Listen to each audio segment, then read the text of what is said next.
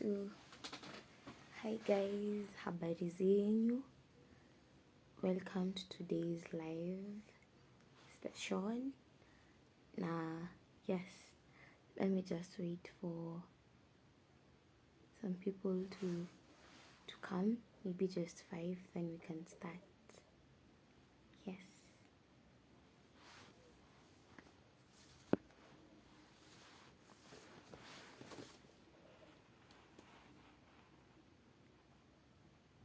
So, yeah, just 2 more then we start. 2 more then we start.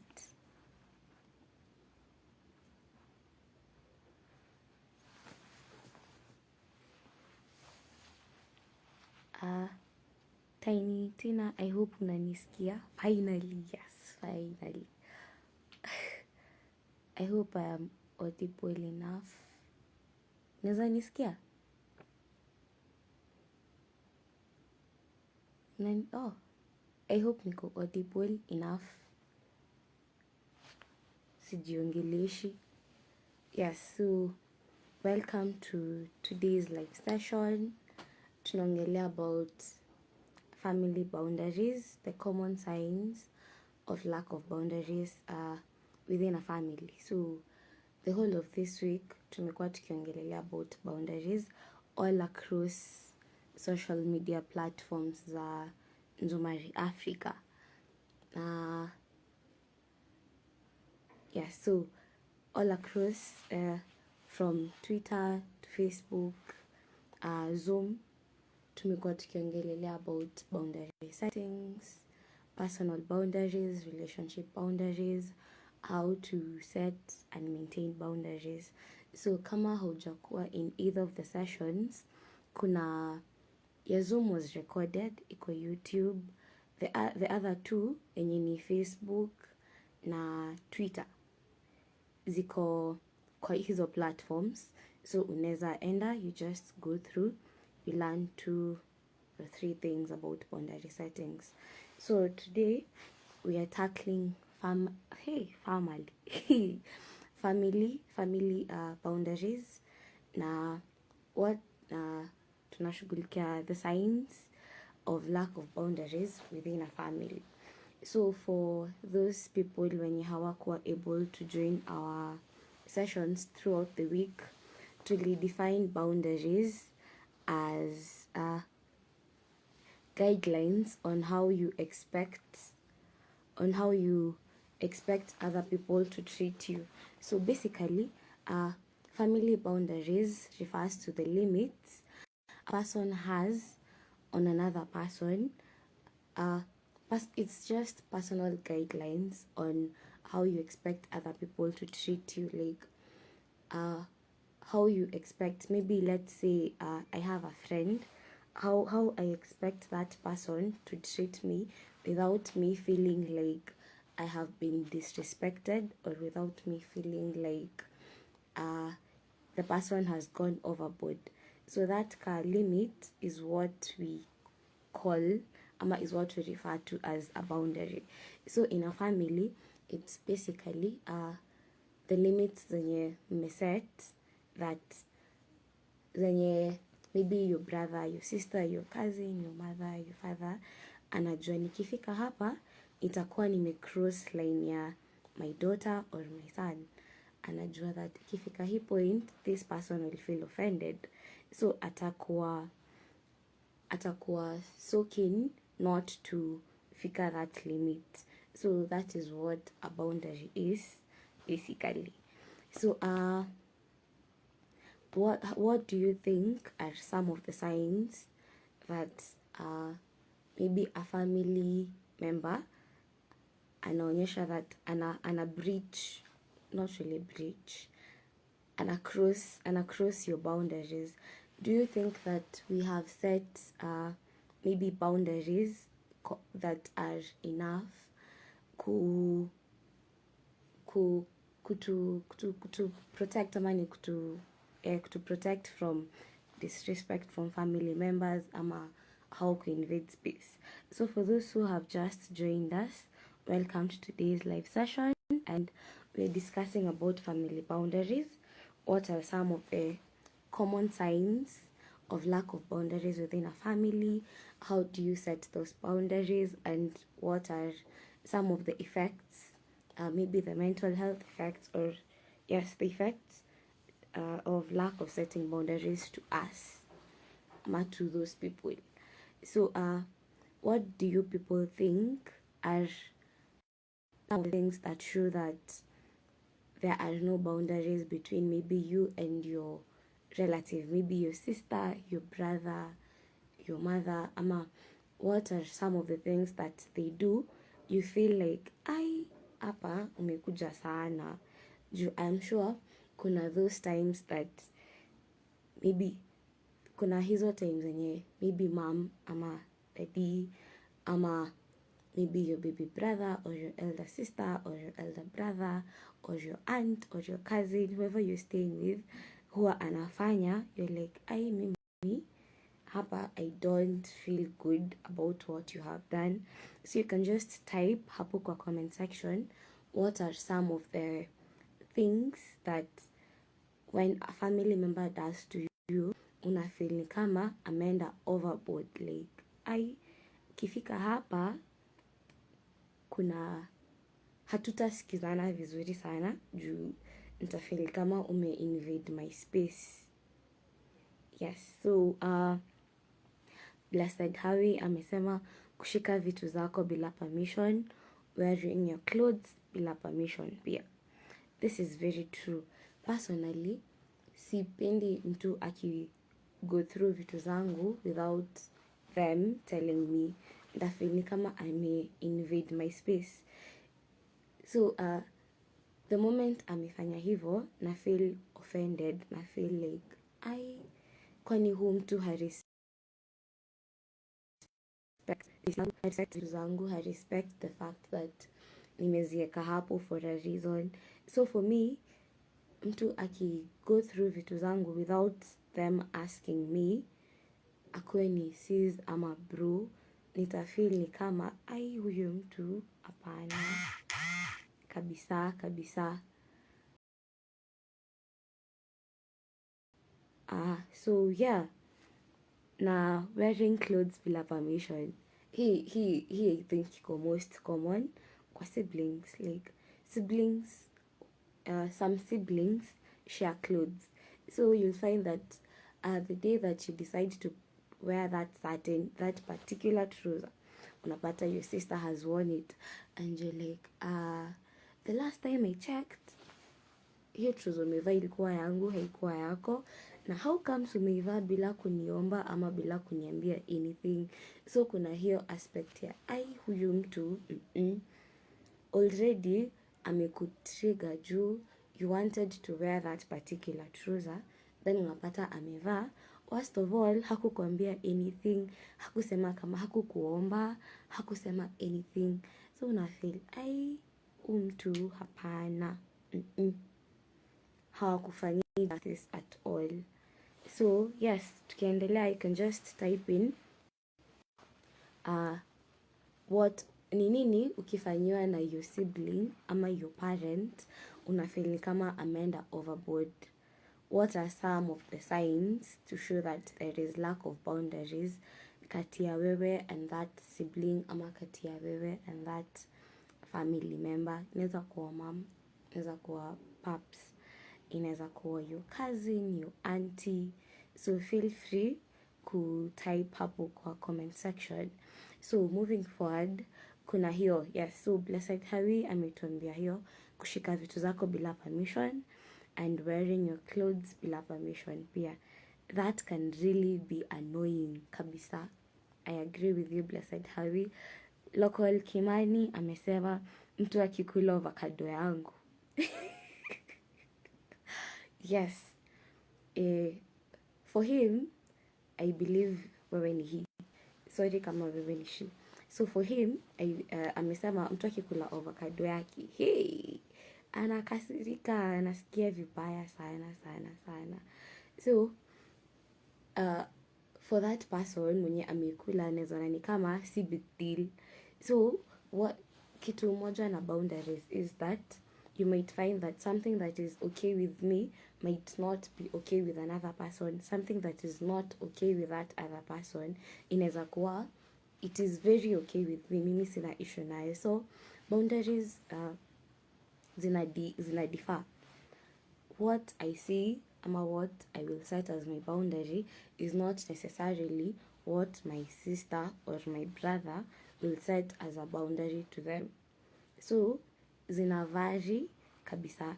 So mtu akikula avocado ya local Kimani anakasirika, hapendi, hiyo ni mazoeano on a high level. So yeye hapendi mtu, which is okay juu ni yake, aliinunua, akaiplania, akajua ataikula at a certain time. So wewe kwenda kuichukua without his permission, una invade space yake, hiyo ni umecross boundary yake juu hiyo ni yake. Ni yake, ni property yake, alinunua. So yeye ukikula avocado yake mnakosana juu ni avocado yake na alibai na alikuwa ameiplania. Blessed Hawi amekubaliana na yeye kukula avocado yangu. Kiragu Frank amesema mtu akienda na hood na akose kurudisha na kasupport hapo kwa kukula avocado sana. Yes, so kuna different types of boundaries. Kuna material, kuna family, emotional, physical. Kama kuna nimesahau, can just type in hapo.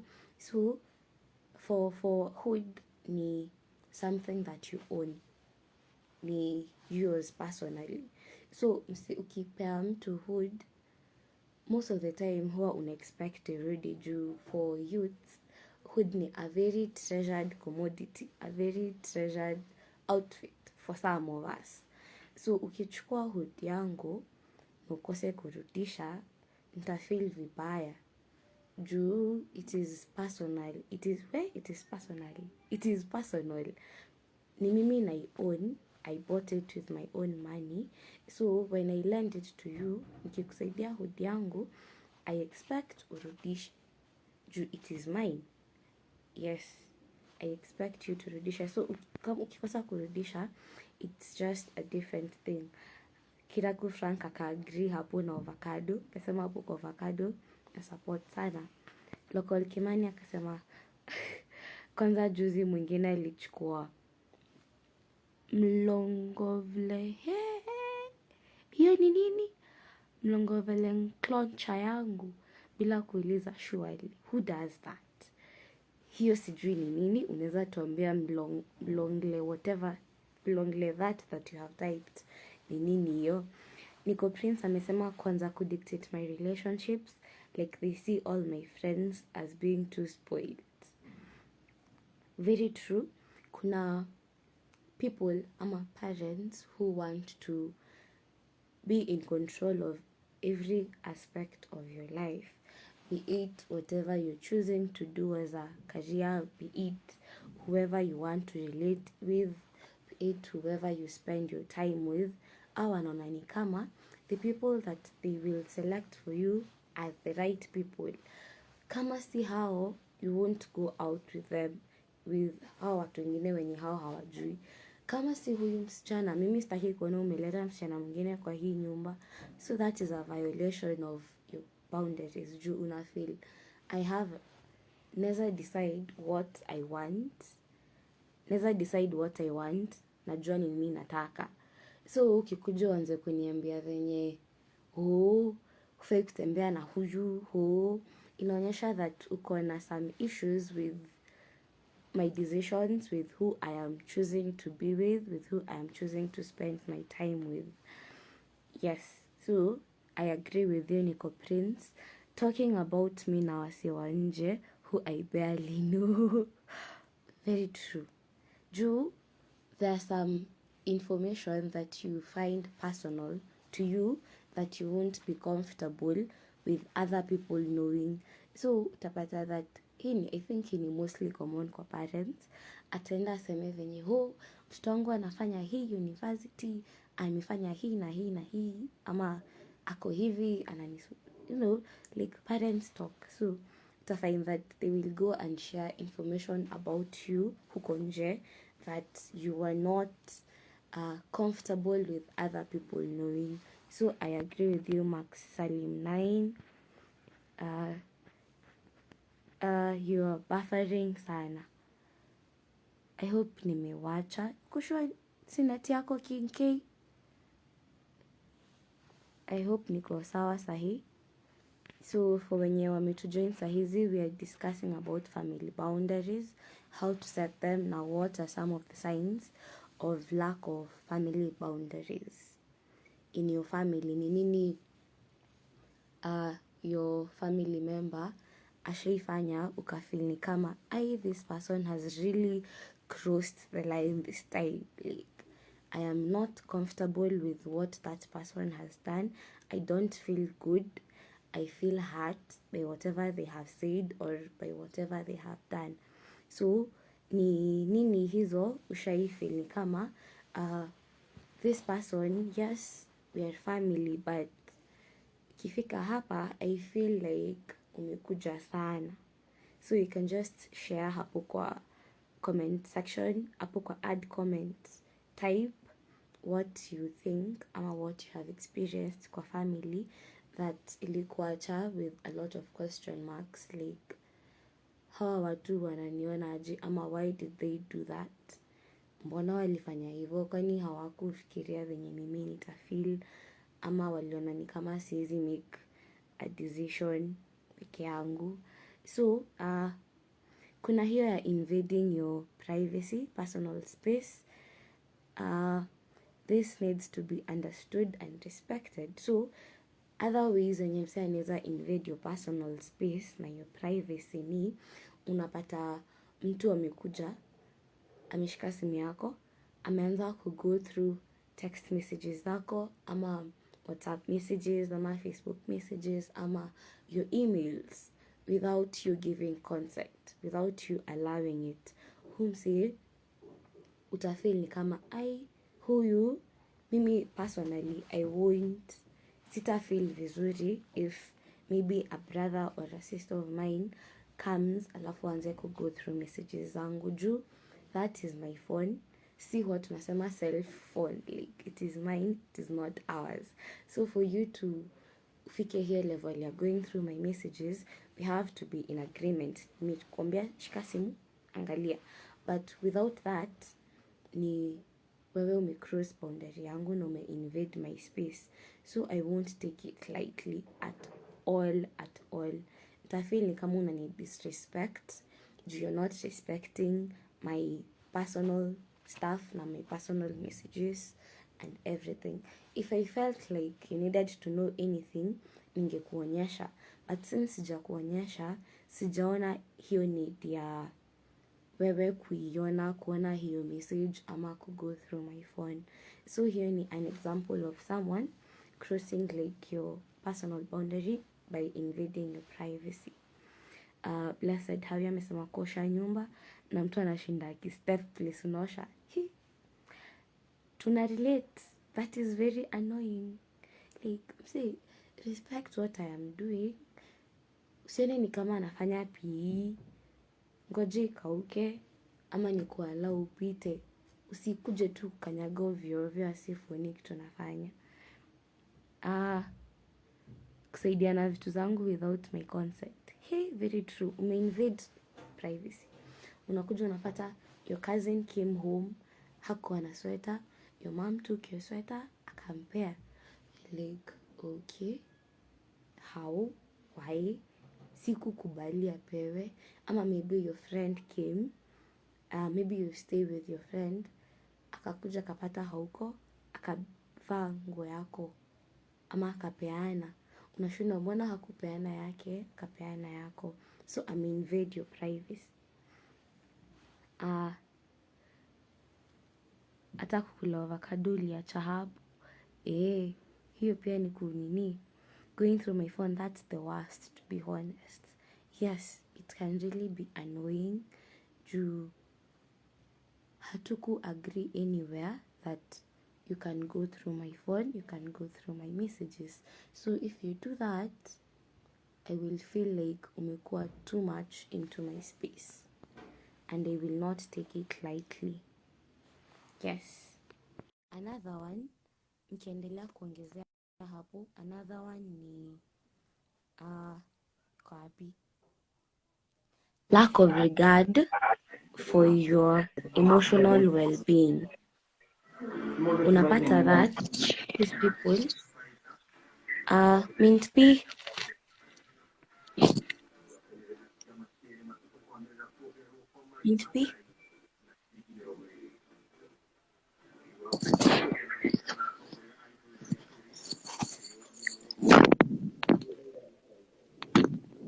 Talk a minute.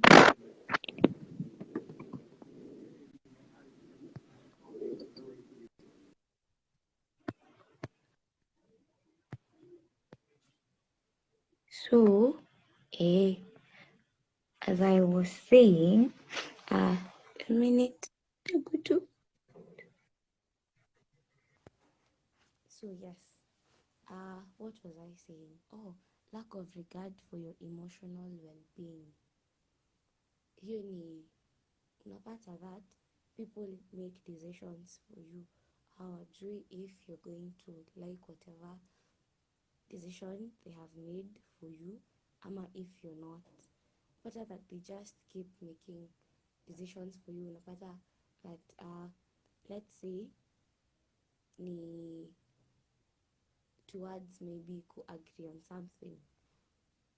Unapata that maybe your mom or maybe your brother or sister ashasema hii itambamba kwa sawa, yeye hananga, otherwise like tukiagree hana right ya maybe wewe ni last born, unaambiwa kitu watu wameagree kitu tunafanya without even them asking you how you feel towards whatever they're saying, how you feel towards whatever decision that hawa watu wanakuja kuagree on. So wana disregard your emotional well-being. So yes, that is another that is another sign that someone is crossing your boundary na kuna lack ya boundary kwa familia. Another one is an attempt to control you. Mark Salim, I hope unanisikia sahi. I hope niko audible enough. For when you're to join, karibuni sana. We're discussing the common signs of lack of boundaries within a family. So you can just type in what you think or what you feel are some of the signs that there is a lack of boundary in a family. So yes, what was I saying? An attempt to control you. Hii inakuanga often, huwa ina happen often kwa dysfunctional families. Dysfunctional families ni a family where unapata that kurushiana maneno, kushautiana, msi kutukana ni very normal. Like, very normal for them. Si big deal. Utakuja, maybe tena mimi na bradhangu, tuambiane maneno, tukanane, tupeane maneno. But it is very normal for us since tumezoea kufanya hivyo. That is how we do our things. That is how we roll. But ukienda kwa a family that functions different, watakuwa na question marks like, mbona mnatukanana? It is not normal kutukanana, but ukipata that in your family, kutukanana, kuambiana hurtful things, kugaslightiana ni very normal, kuna question marks. Like, that is a sign that either you're heading towards kukua a dysfunctional family or you are one already. So tukue keen kwa that such signs, tusifike level ya kukua dysfunctional. Place yenye hadi your views zinakuwa dismissed. You need an example of a dysfunctional family. So he attempt to control you inakuanga very common kwa dysfunctional families.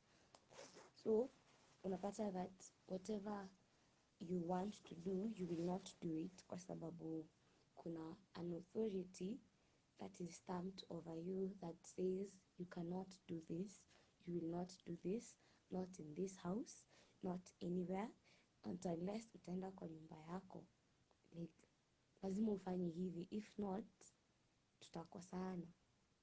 Like haupewi hadi room ya kuexplain how you're feeling, explain what you think towards what they want you to do.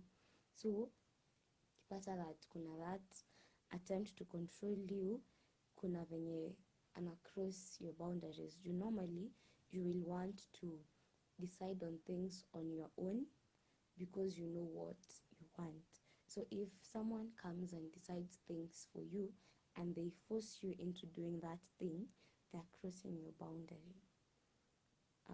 Yes. So utapata that there are some parents who make executive decisions on behalf of their child.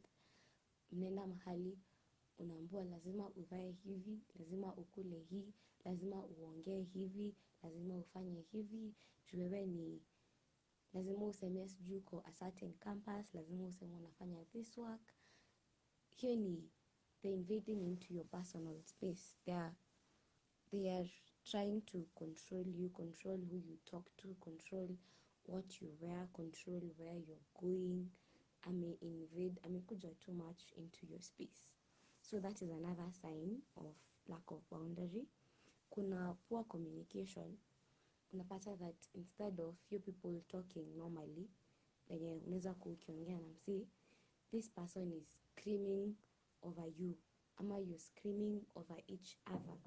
That is not communication. Communication ni I talk, you listen, you give me feedback. No, you understand, you give me feedback. If that is not happening, then we are not communicating, I am just talking. Na haifai kukuwa hivyo. Juu ita end up nime-shout, maybe haupendi kushautiwa. Ama nime-scream, maybe haupendi kufanyiwa hivyo. Ama maybe I yelled at you while doing, kama ulikuwa unafanya kitu, then I yelled na haukuget whatever I was saying. So I have not really communicated na inaweza end up nimefanya what you didn't want me to do, since I didn't communicate vizuri in a way that ungeelewa or anything else. So yeah, those are some of the signs that there is a lack of boundary in a family. You can type in other examples hapo kwa comments. Type in what you people think are other signs that kuna a lack of boundary in a family. So what do you people think are some of the things that make us fear to set boundaries? Mbona hatuwezi kataa vitu zenye maybe tunakuwa forced kufanya? Maybe your brother or your sister keeps wearing your shoes, anaziacha zikiwa chafu. Mbona usimwambie, by the way, mimi sipendi venye unatumianga vitu zangu na unaacha zikiwa chafu na ulipata zikiwa safi. So why do people fear setting boundaries kwa familia?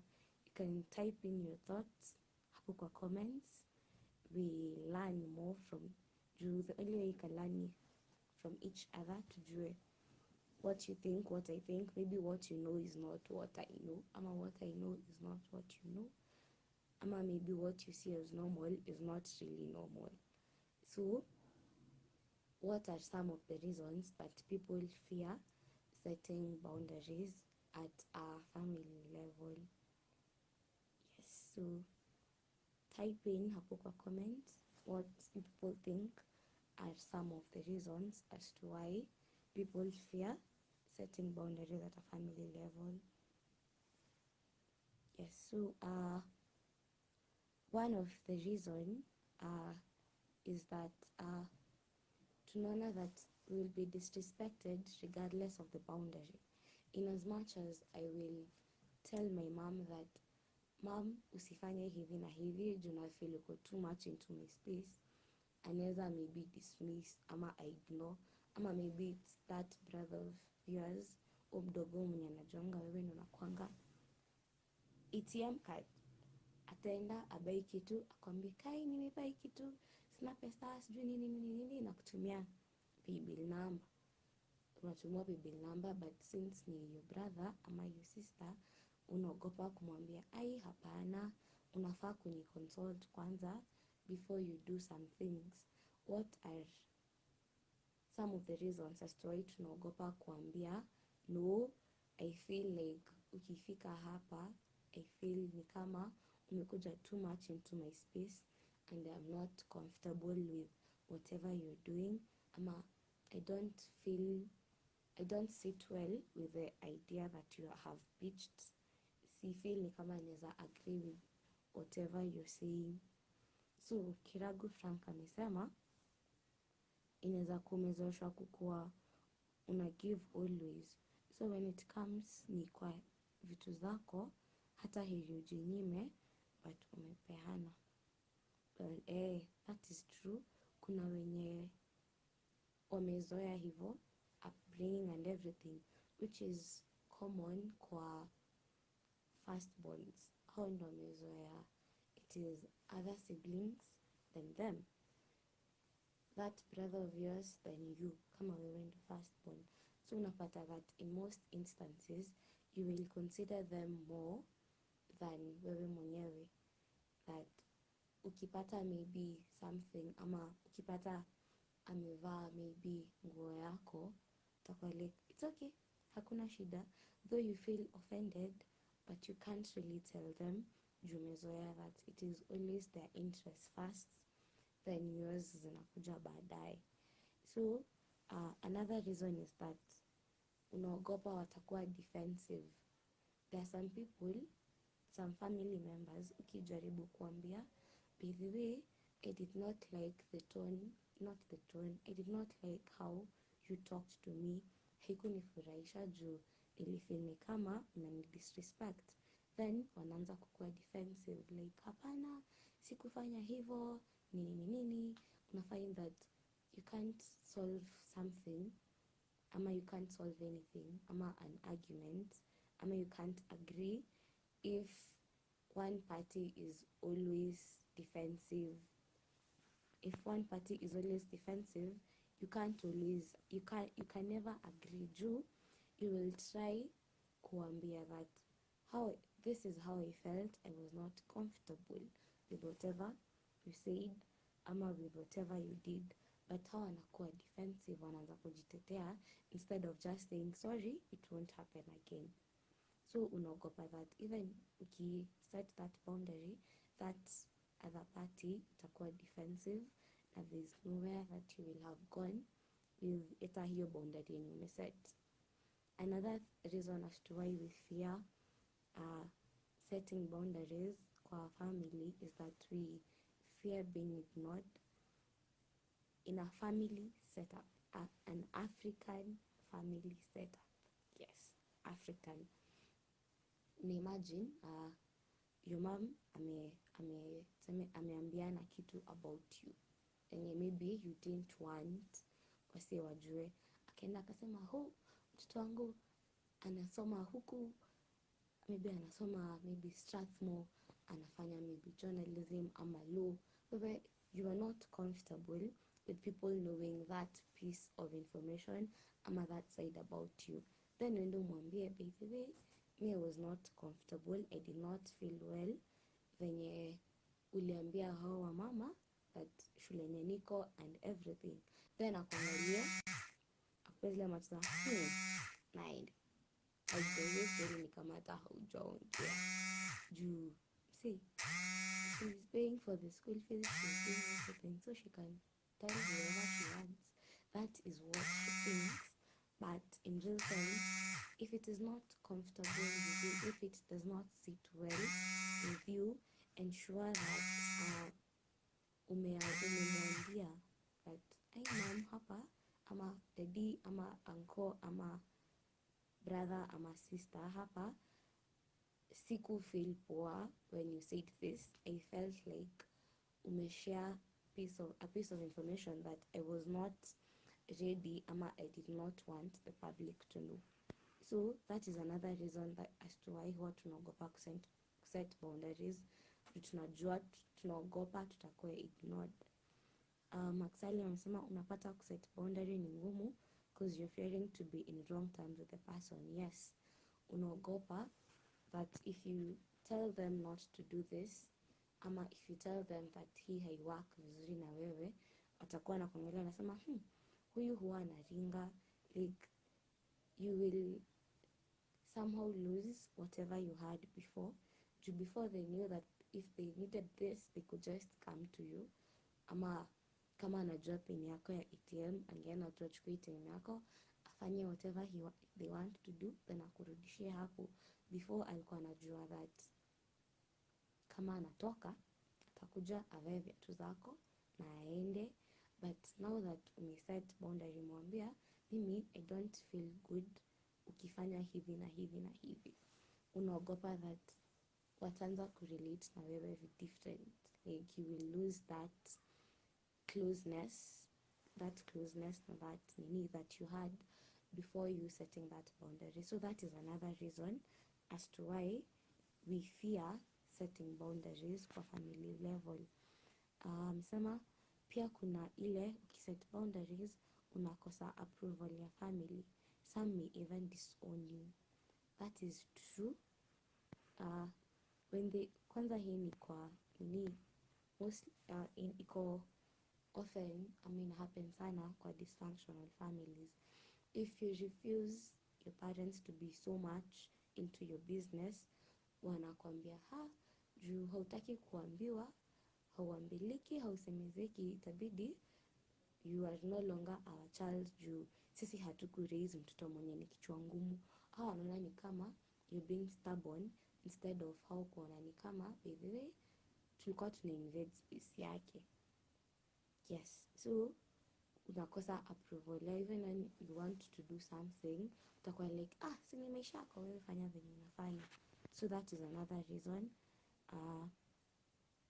As in mlikuwa mnaongeleshana hapo awali lakini sasa you ain't talking to each other. Yes, that is just adding to you're losing the relationship you had altogether. Ama wanasema uko na maringo. Yes, juu haupendi vitu zako zikishika, sema huwa siku hizi anaringanga, instead of them just understanding that haufeel vizuri if they intrude your space, watasema umeanza kukuwa na maringo. So yes, so now that tumeongelelea the signs and why we fear setting the boundaries, how do you people think we can start setting boundaries kwa our family? Like ni aje tunaweza anza kuziset juu we have seen the signs, tumejua that if this happens, this person amekuja overboard and you need to stop them since you're not comfortable, since you're feeling disrespected, since you feel hurt by whatever they said ama by whatever they did. Ni aje sasa utaanza kuset boundaries? Ni aje utawaambia that ithe mimi hii ni sikufeel vizuri after you did this, sikufeel vizuri after you said this. Yes, so type hapo what you think venye unaweza anza kuset boundaries zako kwa family level. So you can start by first reflect on exactly which boundary you want to set. Ni nini hiyo unataka, ni boundary gani hiyo unataka kuset? Ni in terms of finances ama ni iko in line of the decisions that you make ama iko in line na your personal space, that is your privacy. Ni vitu zako hautaki zishikwe ama ni hautaki watu wakuone ni kama wewe ni ATM rather than a sibling, ama ni people making decisions on behalf of you without consulting you, decisions that concern your life, decisions that concern you. So how will you start setting that boundary? Ujue that tukifika hii line tumecross line ya Sara ama tumecross line ya so and so, na atafeel vibaya. So unaweza anza first by identifying what is hurting you. Ni nini huyu mtu akifanya, ama ni nini mom ama daddy ama auntie ama uncle ama bro ama kuzo akifanya unafeel ni kama ai hapa inakujanisha, unafeel ni kama amekudisrespect. What is that thing yenye wakifanya unafeel imekuwa overboard? Then after umedecide ni nini, unafaa kuchoose a neutral time for that discussion. Like whatever you want to address, una choose time yenye unajua watakusikiza, juu ukibring hiyo story time yenye imehappen itakuwa argument, mtagombana mgombane. Hata ukimwambia baby usishike vitu zangu tena, hawatakusikia juu at that time ko at the peak ya argument. You people are saying words, you're throwing words, you're doing everything, so mko peak kabisa kabisa kabisa. So hata ukimwambia that mimi sipendi ukifanya hivi, mimi sipendi ukifanya hivi na hivi, hawatakusikiza juu na argue. But ukipick a time yenye nyi wote mmetulia, like that argument ilisha, that face imeisha, so maybe 2 days after namwambia by the way, when you did this I did not feel good, when you did this I felt like go overboard, and in future usivae viatu zangu uziwache zikiwa chafu. In future ukipata nimeacha avocado yangu hapo usiguze juu nimeiplania, nimejua niliacha avocado. In future usivae jeans yangu uache ikiwa chafu. In future usiende shopping alafu uniambie nikutumie pesa ulipe juu ulikuwa unajua vizuri unaenda kubai vitu. So plan for your own money. In future usiguze earrings zangu, usizivae. In future ukivaa viatu zangu panguza. So hii yote unamwambia time yenye nyi wote mko neutral, argue, hakuna argument, hakuna fight. Time tu mmetulia mna relax. Naambia by the way bro,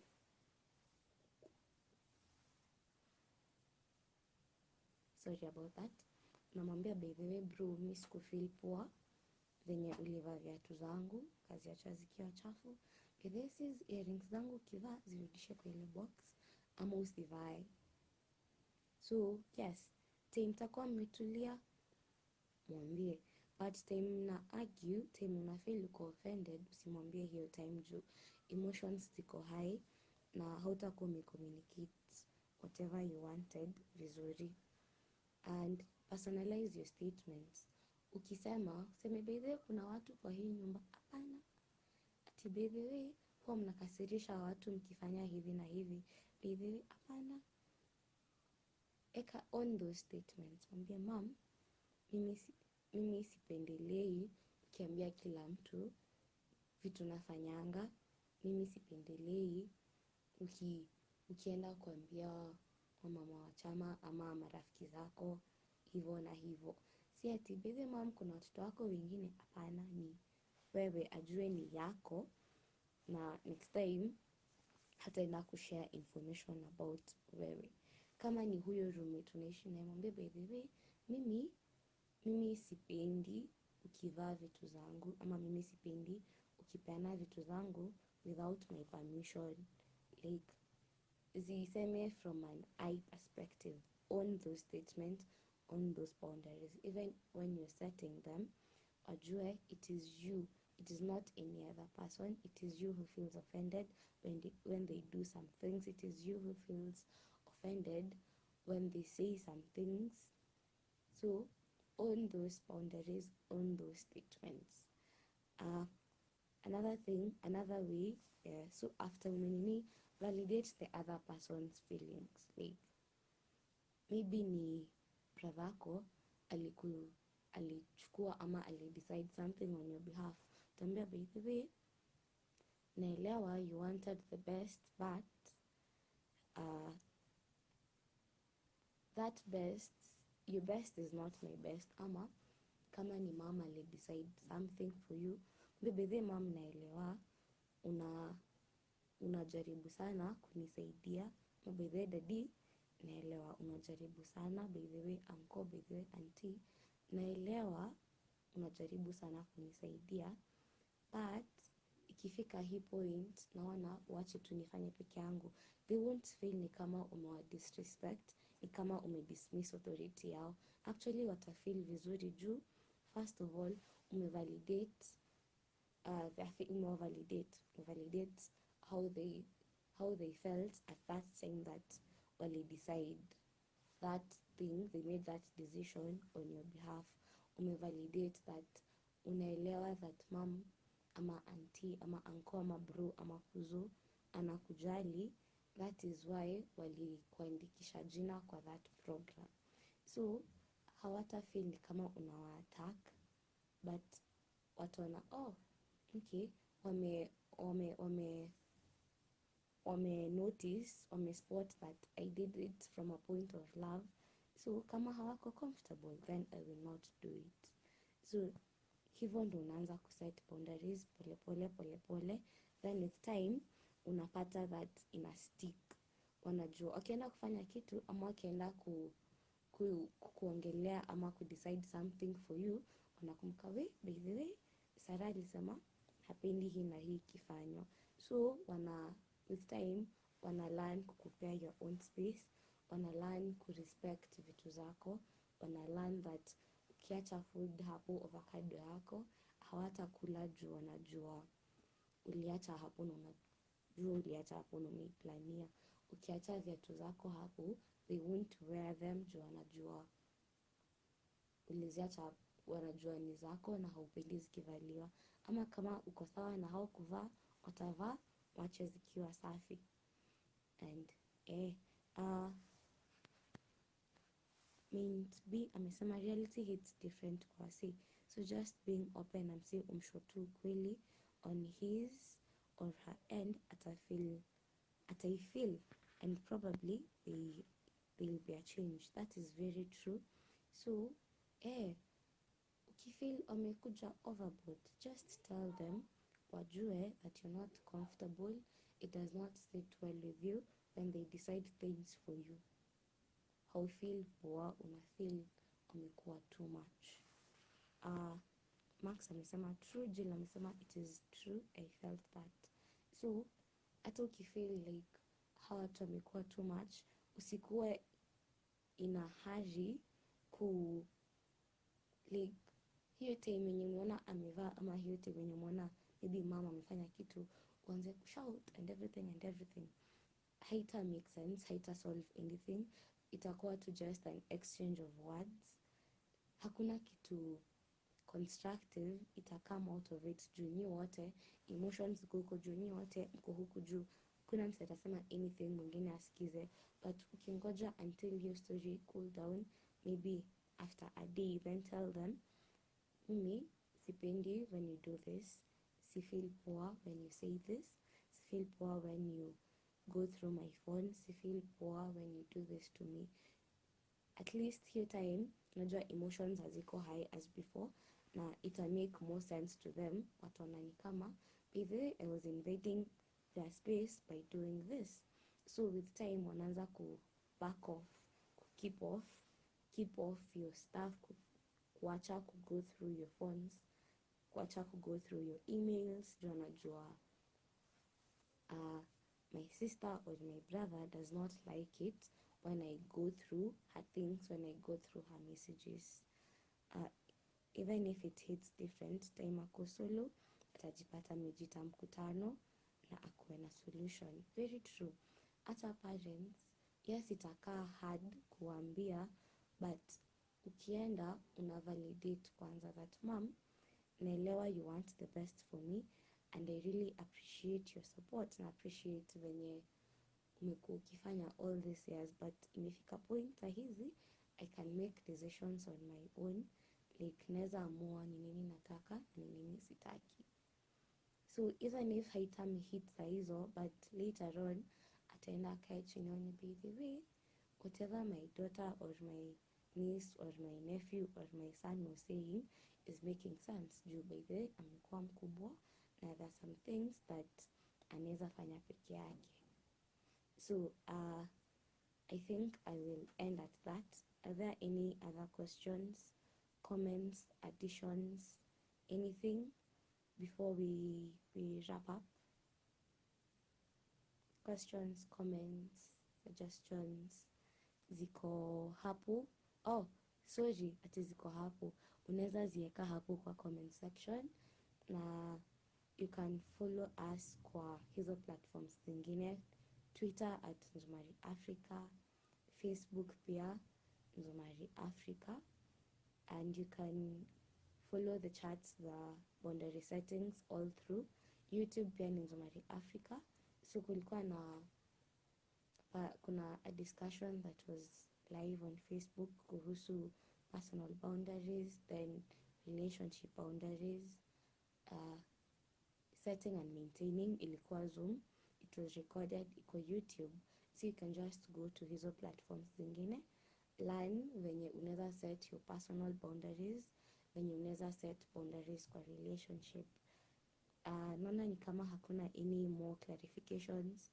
Kuna mtu anataka clarifications? Kuna questions? Kuna comments? Naona hakuna, ni kama we are all fine, we are all good. There is no questions. Jana any question that has been typed or any comment. Naweza kunywa maji. Asante sana Maxalim kwa kunijali. Nitakunywa maji nikimaliza. So there being no any other questions or comments, mimi naitwa Sarah Olunga, and yes, I volunteered Nzumari Africa. Asanteni sana kwa kujoin today's session. It was fun, it was interactive. Thank you very much. Mnaweza tujoin tena next week from 8. Tutakuwa na another interesting discussion hapa live. So thank you guys for joining and have a good night.